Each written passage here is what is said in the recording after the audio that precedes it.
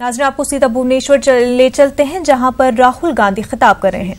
To have discussions. You're a decentralized society. You're a society, a thinking society.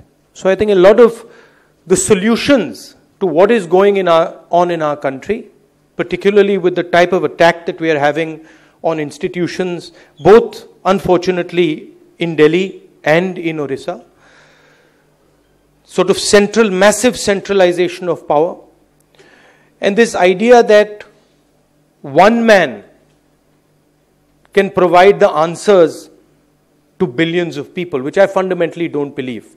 I believe that if Orissa has to grow, if India has to thrive, then the voice of the people of Orissa has to participate in that discussion. You simply cannot do it without that. And anybody who believes that one person can do miracles in this country or one person can... Congress सदर राहुल गांधी खिताब में भुवनेश्वर में एक खिताब कर रहे थे। नाज़रीन, इस बुलेटिन में फिलहाल इतना ही। आदाब।